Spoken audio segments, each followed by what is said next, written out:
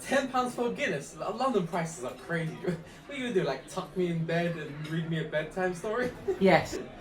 What? There once lived a sweet prince called Mo Let Maglio. me finish my Guinness before you start. London's the craziest city, and that's what makes it the best city. With people living on top of each other, much like any other metropolitan city, there's gonna be crazy people and crazy stories. Shit, look at the pub names we have. A dying traditional hub, unfortunately. The British pub is the home of all the best characters. And London's full of history, and I'm not only talking about British Museum, I'm talking about the architecture. By the way, in reference to the British Museum, let's just accept the fact that the British Museum isn't going to return anything. Because once the British Museum returns one thing, it's going to be a floodgate of things to return. I think the British Museum needs to double down. The British Museum should start stealing again. We don't need a whole Great Wall of China, some of it could be taken. And what about that transmission tower in Paris? We can take that as well. Started as Londinium by the Romans, London has survived the plague, the Great Fire, the World Wars, and Jimmy Savile. And although London gets a fair share of hate, with people saying, oh, the tourist experience is different to the immigrant experience, that's the same as any other city. The great thing about London is there's so much shit to do. It's the only place where you can see people walk a cat, or whatever the fuck this animal is. And what about the fun street names we have?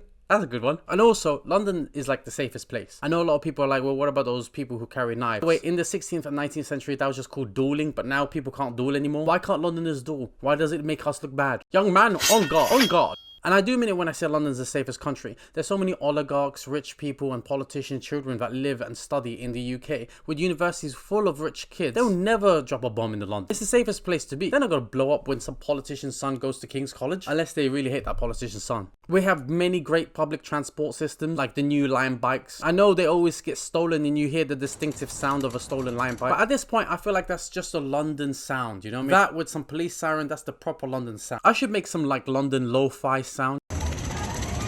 On guard. London has the greatest train system. Sure, it does delay and there is a lot of lies, like for example, Monument to Bank is not a few minutes, that takes a whole day. And I get like Londoners get this reputation of being not social, but that's only during the train times. That's the only reason why you get people singing on the train,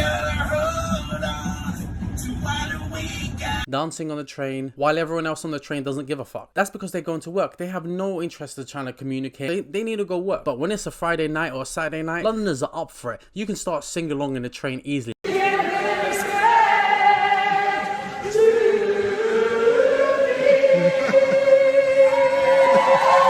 Our wildlife is crazy. Honestly, our wildlife is very crazy. I don't like it when people compare the London foxes to the American raccoons. They're very different. London foxes are the only animals that will tell you that you're not getting any. All around me are foxes fucking.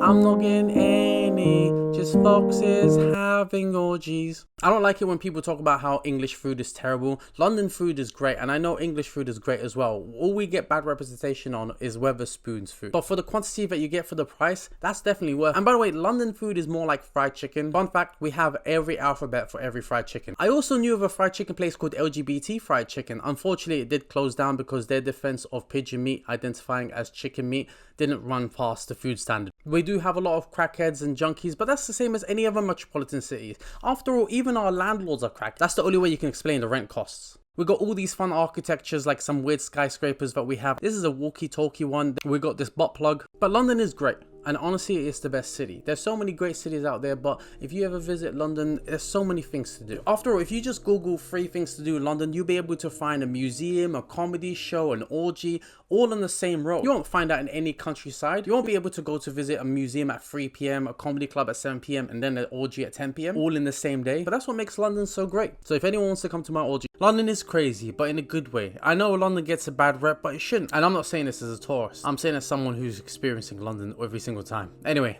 I've been Mo Maglio, and let's just end with the London national anthem, Sweet Caroline. Sweet Caroline. Bum, bum, bum. Thank you very much for watching. Check out my other videos. I've been Mo Maglio. I hope you guys enjoyed it. Follow me, whatever you guys want to do. Visit London if you want. Cool. On guard.